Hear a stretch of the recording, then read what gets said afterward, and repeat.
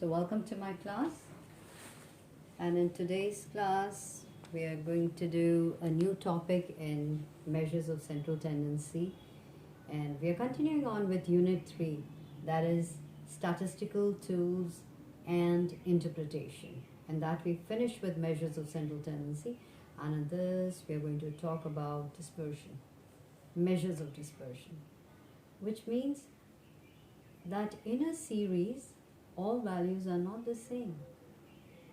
So the average can point out to average points out to one value. So we just want to know what is the scatteredness away from the average. This is what we are going to do, and for that I've taken this particular example that we will be doing, which I've picked up from NCERT, the book that you have to study. So in this I've considered this particular example, that three friends, Ram, Rahim and Maria, are together discussing, talking, and in the course of talking, they are talking about their family incomes. Each member, how many members, and how much do they earn, how much do they put in the pool of total income.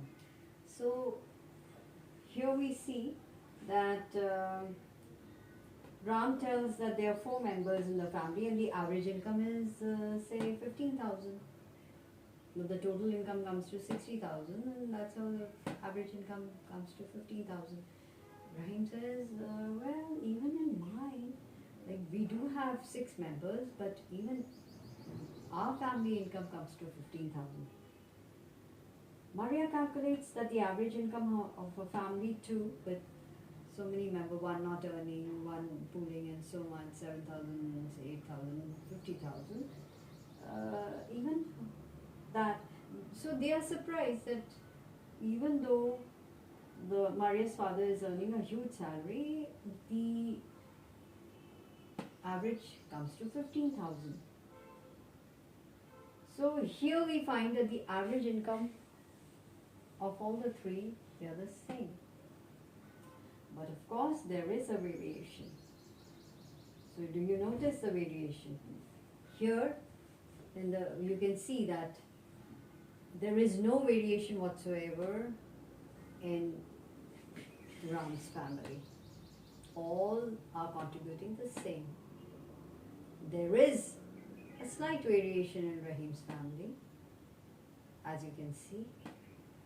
But the greatest variation is in Maria's family. That is 0, 7, 8 and 50,000. So, well, that's exactly what is explained in dispersion. When we are talking about a series, that it explains the scatteredness of the items of a series. Now look at this. Now this could be an average, a central tendency, but look at the scatteredness. How far is it away from the central tendency? Series, how far what is the spread? What is the spread of the values when you're working on, say here 15,000, 15,000, 15,000. What is the spread of the values? That's exactly what dispersion explains. It's very interesting. And for you to do in the next class, I want you to explain dispersion with the following data. That's a question for you to work out. In the next class, we will take that up too.